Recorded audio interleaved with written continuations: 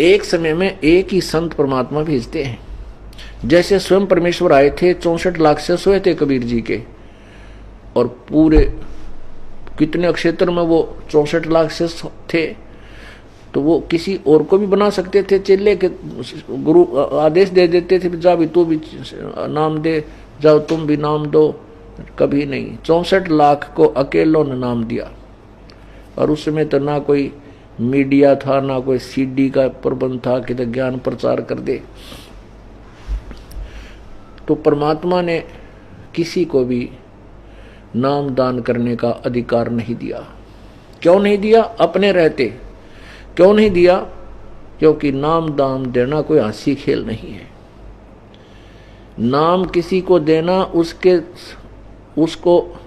उसके भार को अपने सिर पे रखना।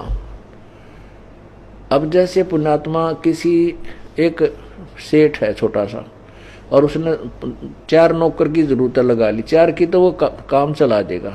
अगर वो 1000 नौकर रख ले तो तनख्वाह कहाँ से देगा? वो तो बाहर बन गया, उसके ऊपर वो जो ना निर्धन हो जाएगा।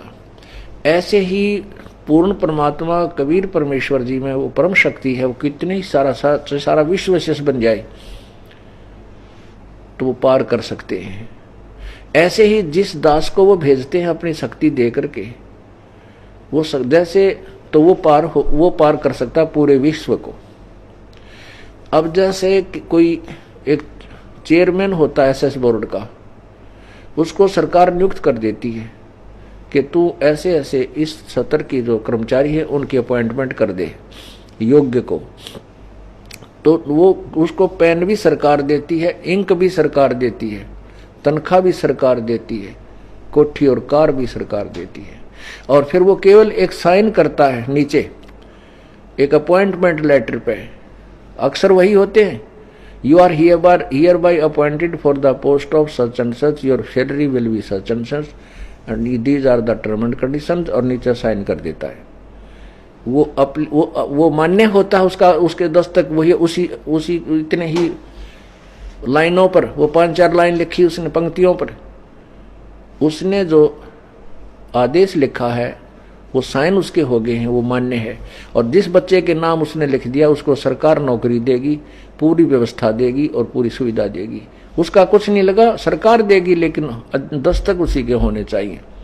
अपॉइंटिंग अथॉरिटी वही हो, सिलेक्शन अथॉरिटी।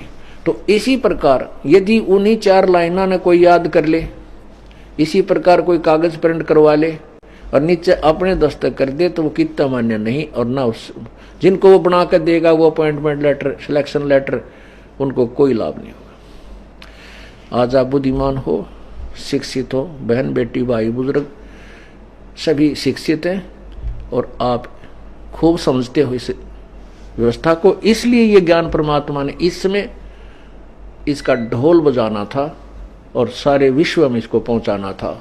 ये पहले ही निर्धारित था, परमात्मा ने आना था।